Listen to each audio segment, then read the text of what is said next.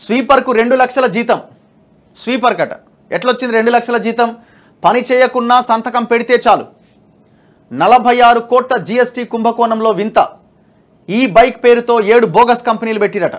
డైరెక్టర్లంతా ఈ కోవకు చెందిన వారే. పైసా ఖర్చు లేకుండా పత్రాలతోనే బురిడి. దర్యాప్తులో నిగ్గు తేల్చిన సిసిఎస్ పోలీసులు. ఏమైంది? అతను స్వీపర్. ఆఫీసును శుభ్రపరచడమే ఆయన పని. కానీ పని చేయకపోయినా అడిగినప్పుడు సంతకాలు మాత్రం పెట్టి నెలకు తీసుకునే జీతం 2 లక్షలు. కారణం జీఎస్టీ రీఫండ్ కోసం అతన్ని డైరెక్టర్గా చూపించడమే. ఏదైతే కట్ అయిన జీఎస్టీ రీఫండ్ చేసుకోవడానికి ఆ స్వీపర్ని డైరెక్టర్గా చూపించారట. అతను ఒక్కడే కాదు, ఆఫీస్ బాయ్, హౌస్ కీపింగ్లో పనిచేసే ఒకరిద్దరిని డైరెక్టర్గా పెట్టిరట. ఈ నెల 4వ తేదీన వెలుగులోకి వచ్చిన 46 కోట్ల జీఎస్టీ రీఫండ్ కుంభకోణంలో సిసిఎస్ పోలీసులు దర్యాప్తు చేస్తున్న కొద్దీ ఇలాంటి విషయాలు వెలుగులోకి వస్తున్నాయి. ఈ కుంభకోణం వెనుక ఢిల్లీకి చెందిన ట్యాక్స్ కన్సల్టెంట్ చిరాగ్ శర్మ కీలక పాత్ర పోషించినట్లు సిసిఎస్ పోలీసులు నిగ్గు తేల్చారు.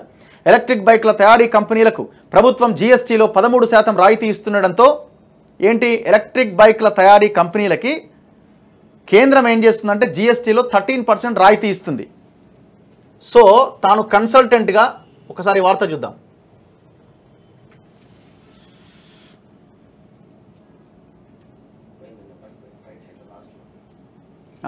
తాను కన్సల్టెంట్గా సేవలు అందించిన కొందరు వ్యాపారులతో కుమ్మక్కై ఏం చేసిండు, 13% జీఎస్టీ రాయితీ వస్తుంది కదా, 7 బోగస్ కంపెనీలు సృష్టించిండు.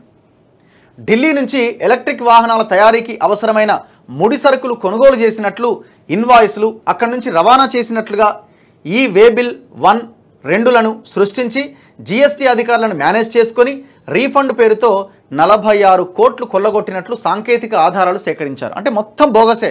కంపెనీ లేదు, డైరెక్టర్ లేరు, ఏమి లేదు. మనుషులని పెట్టిండు, పత్రాలు క్రియేట్ చేసిండు, డబ్బులు రీఫండ్ చేసుకున్నాడు. సింపుల్.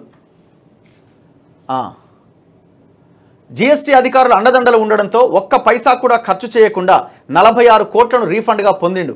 తిలా పాపం తలా పిడికడు అన్నట్టుగా జీఎస్టీ అధికారులు కొందరు కమిషన్ల కక్కుర్తితో చిరాగ్ శర్మకు సహకరించినట్లు దర్యాప్తు అధికారులు గుర్తించారు.